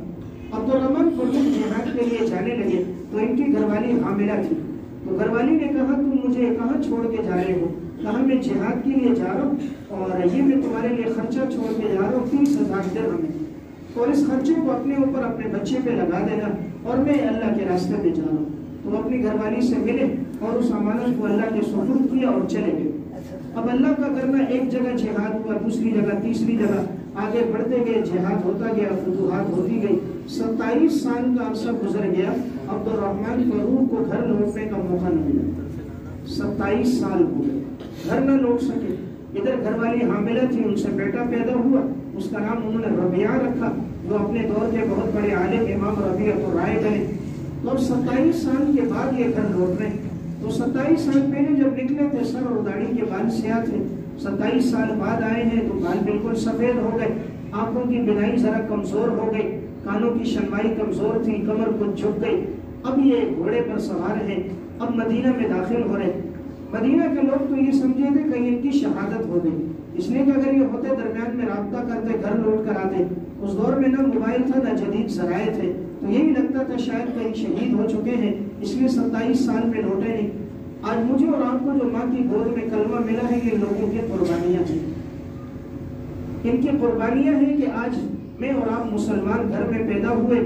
پیدا ہوتے ہی ہمارے کان میں صدا ہوئی اللہ اکبر, اللہ سب سے بڑا ہے, اللہ سب سے بڑا ہے, لا الہ الا اللہ, اس اللہ کے علاوہ کوئی معبود نہیں. یہ صدائیں تب ہوئی جب ان صداؤں کے پیچھے قربانیاں دی گئی. 1,44,000 صحابہ میں 10,000 کی قبریں مدینہ میں موجود ہیں.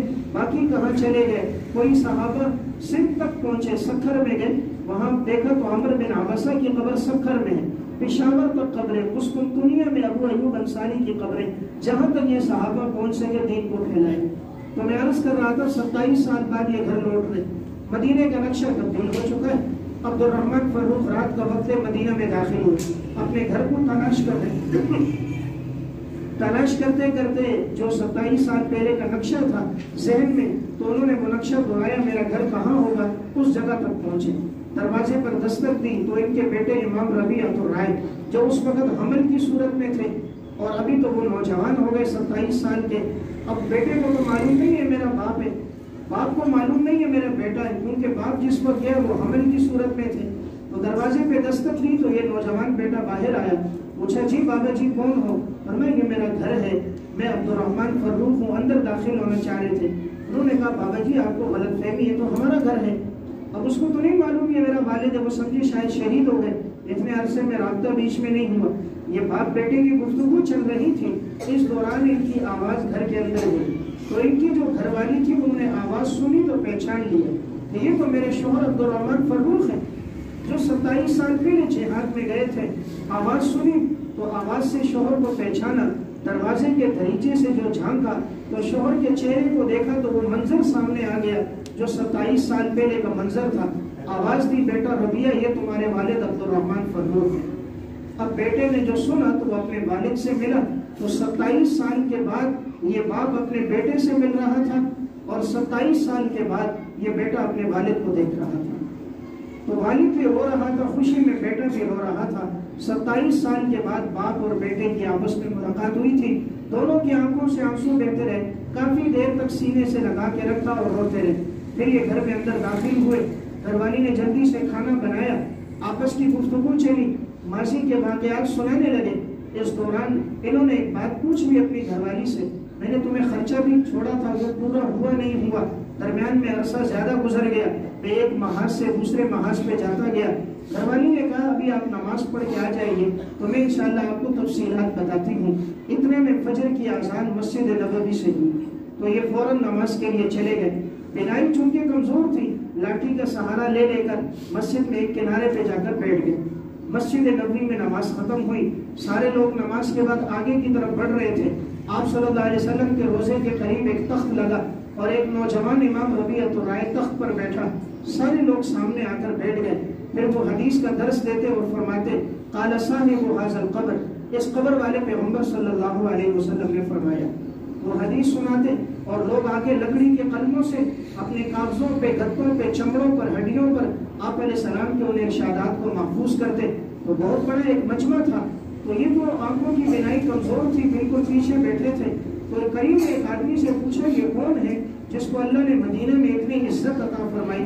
وہ امام الانبیاء کی مسجد جہاں ایک نماز کا ثواب 50,000 نمازوں کے برابر ہے، روزہ رسول کے قریب بیٹھ کر آپ علیہ السلام کے ارشادات بتا رہے ہیں، یہ کون قابل فخر آدمی، ان کا نام کیا ہے؟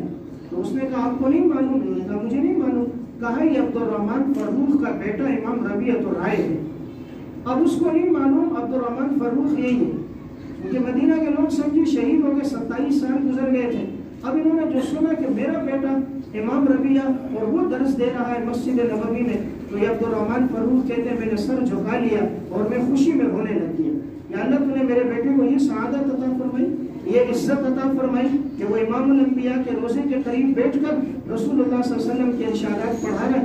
اصل عزت یہ عزت ہے، ہم نے سمجھا میرا بیٹا سرکاری نوکر بن گیا، یہ عزت ہے، ہم نے سمجھا میرا بیٹا سرکاری کام پہ لگا، یہ عزت ہے، وہ زیادہ دولت پیسہ کما کے لایا، یہ عزت ہے۔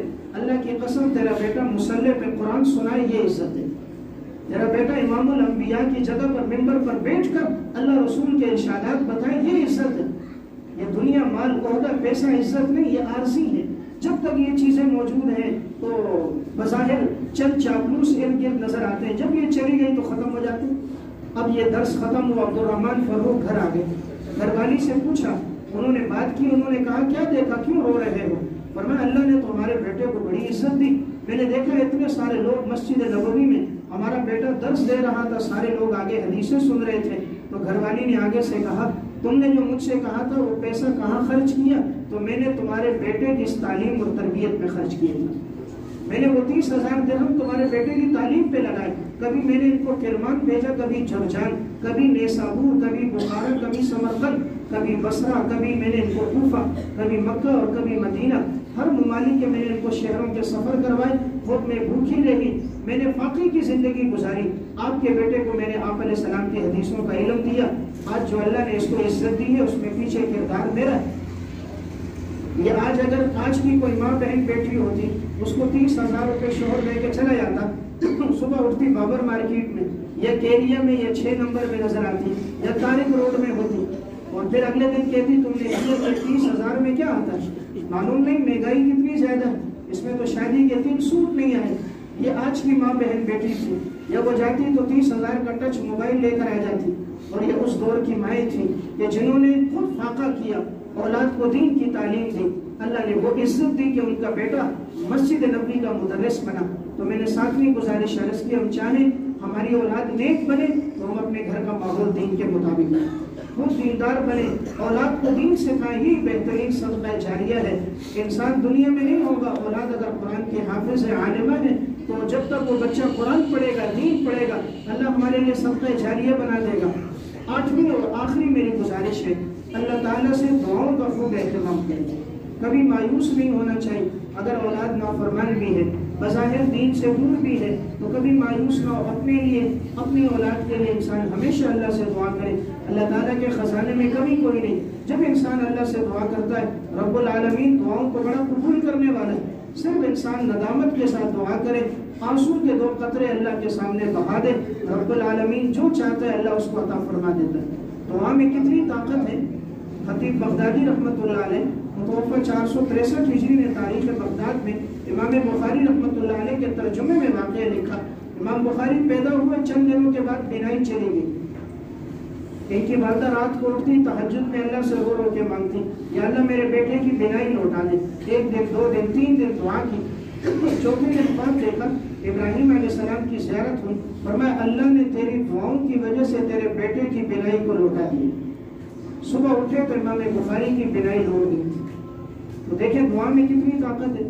دنیا میں کوئی ڈاکٹر نابینا کو بینا نہیں کر سکتا، کوئی ایسا طبیب، کوئی حکیم، کوئی ہسپتال ایسا نہیں جو نابینا کو بینا کر دے۔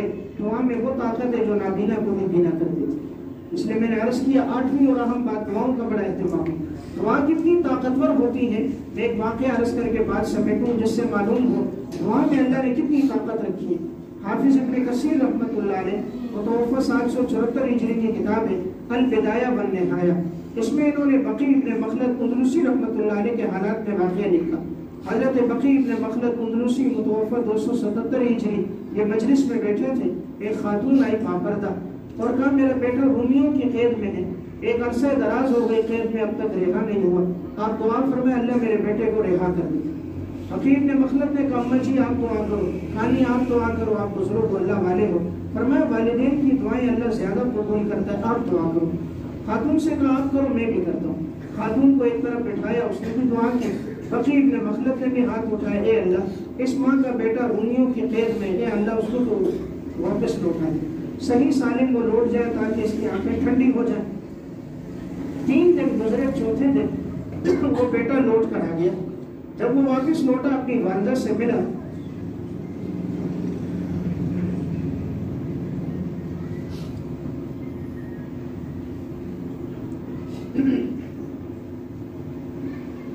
تو والدہ اس بیٹے کو لے کر بقی ابن مخلد اندلسی کے پاس آئی اور کہا میرے بیٹے کا واقعہ سنا۔ انہوں نے پوچھا بیٹا کیا واقعہ ہے تمہارا؟ انہوں نے واقعہ سنایا، کہا میں رومیوں کی قید میں تھا، وہ لوگ ہمارے پاؤں میں زنجیریں ڈالتے تھے اور ہم سے دن بھر کام لیتے، بڑی بڑی زنجیریں ہوتی باندھ کے رکھ دیتے، ہم آگے بھاگ نہیں سکتے تھے، جتنا لمبی زنجیر ہوتی اسی میں ہم ہوتے اور ہم سے مختلف وہ لوگ کام کاج لیتے تھے۔ کہا ایک دن میرے پاؤں میں یوں زنجیریں باندھی ہوئی تھی اور میں ان کے لیے کام کر رہا تھا، اچانک ایک وقت آیا، میں نے آگے قدم رکھا تو میرے پاؤں کی جو زنجیر تھی وہ ٹوٹ گئی۔ تو جو شخص ہمارے اوپر نگران تھا اور رومی تھا، اس نے جو دیکھا فوراً آیا، مجھے غصہ کیا اور مجھے مارا پیٹا، تم نے زنجیر کو کیوں کھولا؟ میں نے کہا بھائی میں نے نہیں کھولا۔ انہوں نے دوبارہ میرے سامنے دوبارہ زنجیر کو باندھا، میں نے پھر قدم آگے رکھا، پھر وہ زنجیر ٹوٹ گئی تھی۔ ان کو تعجب ہوا کہ اس کے ہاتھ تو ہم نے ابھی پیچھے باندھے، پھر یہ زنجیر کیوں ٹوٹ رہی ہے؟ انہوں نے اپنے گورنر کو بلایا اور اس کے سامنے بات رکھی کہ 2 دفعہ یہ زنجیر ٹوٹ گئی۔ اس کو یقین نہیں آ رہا تھا زنجیر کیسے ٹوٹے گی، اس نے کہا میرے سامنے باندھو۔ دوبارہ اس کے پاؤں میں دوبارہ زنجیر دی، 2 بل ڈالے اور تالا لگایا۔ حافظ ابن کثیر لکھتے ہیں پھر اس نوجوان نے آگے قدم رکھا، پھر وہ تالا بھی ٹوٹ گیا، زنجیر بھی ٹوٹ گئی۔ اب گورنر نے بھی اپنی آنکھوں سے دیکھا۔ اب یہ لوگ روم کے بادشاہ کے پاس لے کر آئے۔ بادشاہ کو کہا جی 3 مرتبہ ہم نے پاؤں میں زنجیریں ڈالی، تینوں مرتبہ یہ زنجیریں ٹوٹ گئی، ہمیں ماجرا نہیں سمجھ آ رہا۔ بادشاہ نے کہا بڑے عالم کو بلاؤ۔ بادشاہ چونکہ عیسائی مذہب کا تھا تو عیسائی مذہب کے ایک بڑے عالم کو بلایا، اس سے پوچھا کہ حضرت آپ بتائیں کیا کیا جائے۔ انہوں نے کہا مجھے لگتا یہ ہے کہ اس کے لیے کوئی دعا کر رہا ہے، اور ہم نے پڑھا جب کسی کے لیے کوئی دعا کر رہا ہوتا ہے تو اسباب وہاں کام نہیں کرتے، تو اس لیے میرا مشورہ ہے کہ آپ اس کو چھوڑ دو۔ بادشاہ اس بات سے خوش ہوا، اس نے بڑے اعزاز و اکرام کے ساتھ نوجوان کو سرحد تک لا کے وہاں چھوڑ دیا۔ اب بقی ابن مخلد اندلسی کہنے لگا بیٹا یہ کس دن کس وقت کا واقعہ ہے جب تیرے پاؤں کی زنجیریں ٹوٹ رہی تھی؟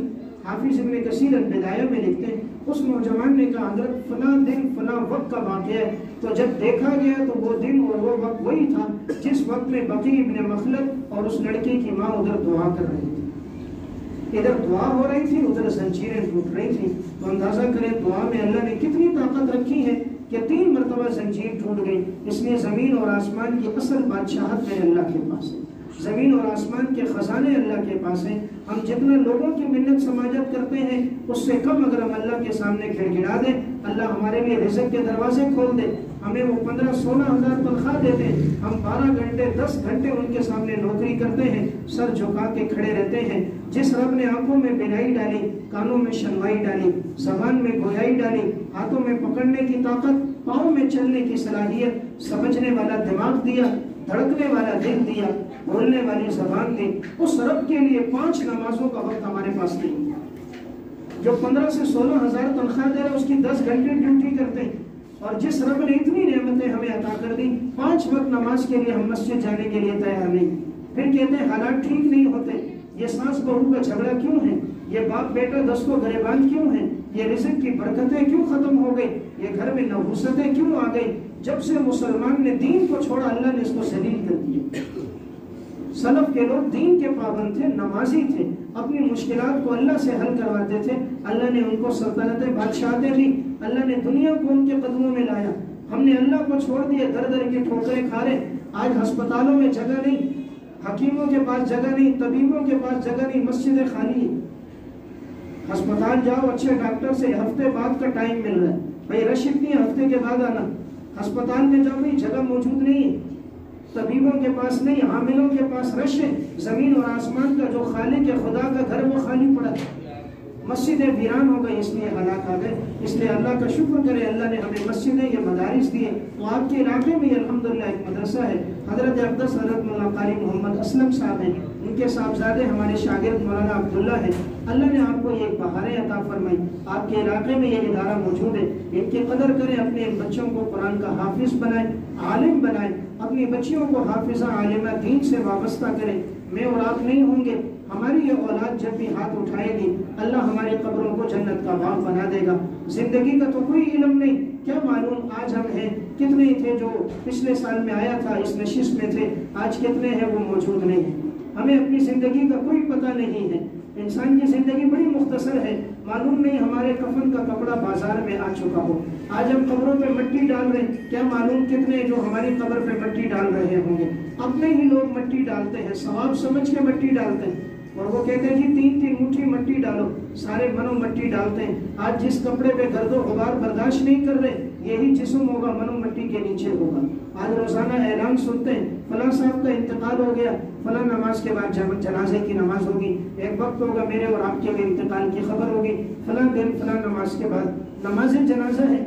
یہ سارے تعلقات قبر تک ہیں، جب تک زندگی ہے روح ہے، یہ دوست بھی ہے، چچا بھی ہے، بھائی بھی، جس دن روح نکل گئی کوئی ساتھ نہیں جائے گا، وہاں کا سفر ہم نے اکیلے طے کرنا ہے۔ تو اگر ہماری اولاد نیک رہی، وہ جو کچھ ہمارے لیے قرآن پڑھیں گے، ایصال ثواب کریں گے، اللہ ہماری قبر کو جنت کا باغ بنا دے گا۔ گزشتہ سال ایک جگہ میں نے بیان کیا، 19 بچوں کا قرآن کریم کا حفظ تھا، تو وہاں کے معتمد صاحب تھے مولانا طاہر صاحب، مجھے کہنے لگے مفتی صاحب ایک بچہ قرآن بڑا اچھا پڑھتا ہے، آپ کو تلاوت سناؤ۔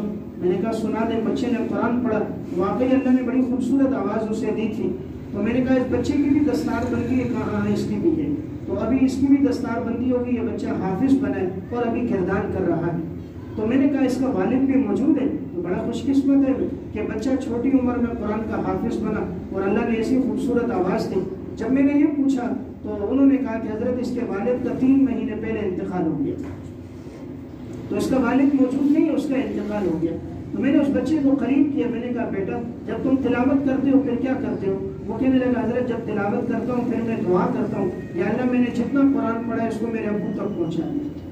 میں نے پوچھا کتنا روزانہ پڑھ لیتے ہو؟ کہا 5 سپارے اس وقت دور کر رہا ہوں، 5 سپارے سناتا ہوں، تو پہلے پھیرا دیتا ہوں پھر سناتا ہوں، تو کبھی صبح میں بھی شام میں بھی، تو دن میں 15-16 سپارے ہو جاتے ہیں۔ تو یہ 16 سپارے پڑھ کے بچہ اپنے والد کو ایصال ثواب کر رہا ہے۔ والد دنیا سے چلا گیا لیکن قبر جنت کا باغ بنایا۔ میں نے اور اپنے اولاد کو پیسے کی مشین بنائی، حلال ہے حرام ہے بس وہ دولت اکٹھا کر کے لائے۔ آج بچہ اگر کالج یونیورسٹی کام پہ نہ جائے، پوچھتے ہیں بیٹا کالج کیوں نہیں گئے، بیٹا یونیورسٹی اور نوکری پر کیوں نہیں گئے؟ کبھی باپ نے یہ بھی پوچھا بیٹا نماز پڑھنے کیوں نہیں گئے؟ کسی ماں نے یہ بھی سوال کیا بیٹا آج مسجد کیوں نہیں گئے؟ ہماری نظر میں دین کی اہمیت نہیں، اس لیے ہمارے اولادیں دین سے دور ہیں۔ تو کوشش ہو اللہ سے مانگنا بھی ہو، دینی اداروں کے ساتھ تعاون بھی ہو۔ یہ مدارس مساجد جو دین کا کام کرتے ہیں ان کے ساتھ یہی تعاون ہوتا ہے، ہم انہیں اپنی دعاؤں میں یاد رکھیں۔ جو کوئی مالی ہو سکے ان کے ساتھ کرتے رہیں، ان کے لیے تو باقاعدہ کوئی فنڈ نہیں ہوتا، یہاں پڑھانے والے بڑے معمولی معاوضے پر اللہ کے دین کی خدمت کرتے ہیں۔ 2 سال پہلے شب قدر میں ایک جگہ میرا بیان تھا، تو جب میں وہاں پہنچا وہاں ایک قاری صاحب تھے، محمد مسعود نام تھا، تو وہ میرا شاگرد بھی تھا۔ مجھے کہنے لگا استاد جی میری مسجد ہے یہ سامنے پہاڑی پر، اور 7 بچوں نے ناظرہ ختم کی، اگر آپ تھوڑا سا بیان کر لیں۔ لیکن کہنے لگا استاد جی آپ کے لیے جانا مشکل ہوگا، گاڑی نہیں جاتی، پیدل چڑھنا ہوگا، یہ پہاڑی پر مسجد ہے۔ تو میں نے کہا ٹھیک ہے میں آؤں گا۔ ظہر میں ایک جگہ میں نے بیان کیا، عصر میں ان کی مسجد میں تھا، تو اب ہم پیدل چڑھے، تو پیدل چڑھتے چڑھتے اوپر کی جگہ میں پہنچے۔ فارمی آدمی کہاں چڑھ سکتے ہیں، تو پسینے پسینے ہو گئے، وہاں پہنچے۔ جب بیان شروع کیا، بیان ہوا، 7 بچوں کی دستار بندی ہوئی، تو ہم چائے پی رہے تھے دسترخوان پہ۔ تو میں نے استاد صاحب سے پوچھا آپ کی مسجد میں خدمت کیا ہے؟ تو وہ مجھے کہنے لگا استاد جی میں یہاں ناظرہ بھی پڑھاتا ہوں، اور میں 2 ٹائم میری کلاس بھی ہے، مسجد کی صفائی بھی میں کرتا ہوں، آذان بھی میں دیتا ہوں، بچوں کو قرآن بھی میں پڑھاتا ہوں۔ میں نے کہا آپ کی تنخواہ، تو وہ خاموش ہو گیا۔ پھر میں نے کہا آپ کی تنخواہ کتنی ہے؟ خاموش رہا۔ میں نے کہا نہیں بتائیں کتنے کا؟ استاد جی 2500 روپے تنخواہ ہے۔ یہ شب قدر کے اندر امام تھا، 2500 روپے میری تنخواہ ہے۔ تو میں سوچنے لگا 2500 روپے میں کیا گھر بستا ہے؟ لیکن یہ وہ لوگ ہیں جنہوں نے چٹائیوں پر بیٹھ کر اللہ کے دین کی خدمت کی۔ کیا ان کے والدین نہیں ہیں؟ ان کے دل میں جذبات نہیں ہوتے ہوں گے ہم بھی اپنے ماں باپ کو اچھا کھلائیں پلائیں، ہم بھی اپنی اولاد کو اچھا لباس پہنائیں، ہم بھی اپنے گھر بچوں کے لیے سر چھپانے کی جگہ بنا دیں، ان کے لیے سواریاں رکھیں؟ لیکن ان لوگوں نے دین کو مقدم رکھا، اپنی زندگیاں مشقت تکلیفوں میں گزاری، دین کی خدمت کی۔ ان لوگوں کے دست و بازو بھی بنے، ان کو اپنی دعاؤں میں یاد بھی رکھیں۔ اللہ تعالیٰ اس ادارے کو دن دگنی رات چگنی ترقیاں نصیب فرمائے۔ اللہ تعالیٰ محترم صاحب کی جان مال عمر صحت میں علم میں برکتیں نصیب فرمائے۔ ہم سب کو یہ بیٹھنا اپنی بارگاہ میں قبول فرمائے۔ وآخر دعوانا الحمد للہ رب العالمین۔